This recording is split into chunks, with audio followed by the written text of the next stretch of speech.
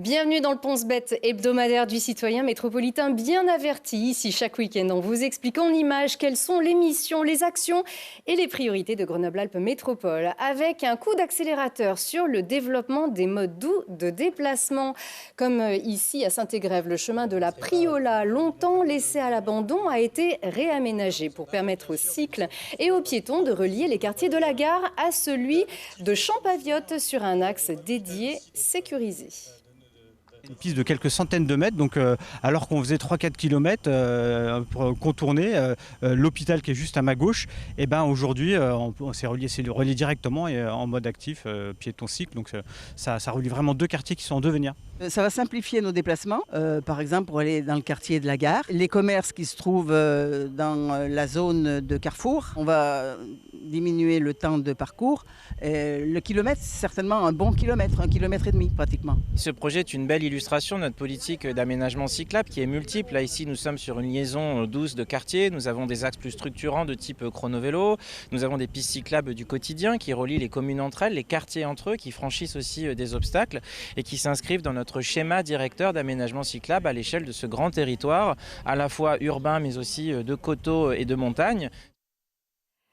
La métropole a mis la main à la poche pour les travaux de voirie à hauteur de 470 000 €. La commune de Saint-Égrève a financé l'éclairage.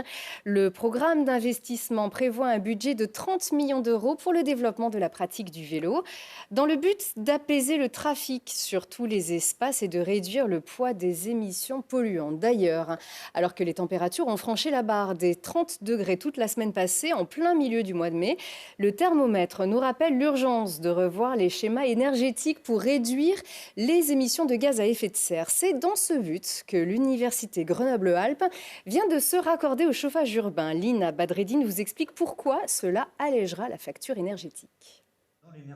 À l'heure de la transition énergétique, les systèmes de chauffage nécessitent un nouveau souffle.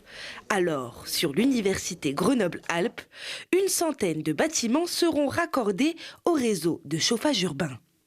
Donc pour ce faire, la compagnie de chauffage, on a décidé de mettre en œuvre une boucle basse pression.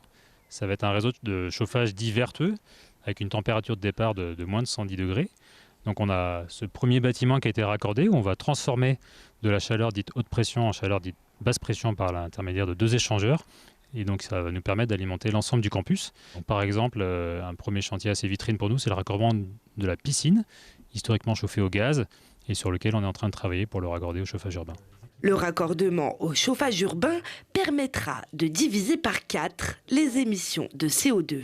Le chauffage urbain, c'est l'accélérateur de la transition énergétique parce que vous avez des calories qui proviennent de l'incinération des déchets, qui proviennent de nos centrales de chaleur Biomax sur la partie est, qui proviennent de la plateforme chimique avec cette chaleur qui est récupérée.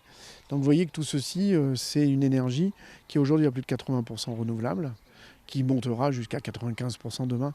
Donc une énergie totalement verte et finalement qui ne subira pas les coûts, les à-coups des énergies carbonées. C'est donc une énergie vertueuse pour laquelle le prix est maîtrisé. L'avantage principal du chauffage urbain est de réduire la dépendance aux énergies fossiles. On avait des systèmes de chauffage qui étaient assez vieux, qui étaient assez vétustes, qui étaient dépendants aussi des énergies fossiles. Il faut savoir que ça aussi, c'est une des grandes forces des réseaux de chaleur. C'est que c'est vraiment un outil de notre souveraineté et de notre indépendance, puisque cette chaleur, elle est produite localement. C'est des usines qui sont du territoire, qui sont non délocalisables.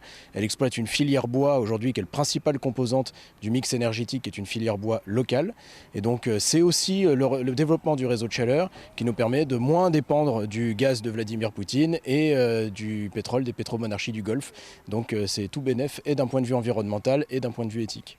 Et durant les 15 ans de chantier, les travaux seront plutôt discrets, excepté les travaux de tranchées les premières années. La réduction des émissions de CO2 représente ici l'équivalent de 29 millions de kilomètres parcourus avec une voiture thermique. Le réseau de chaleur est constitué de 177 kilomètres de canalisation qui s'étendent sur 7 communes. C'est le deuxième réseau de France derrière Paris. Et c'est tout pour aujourd'hui. Très bon week-end.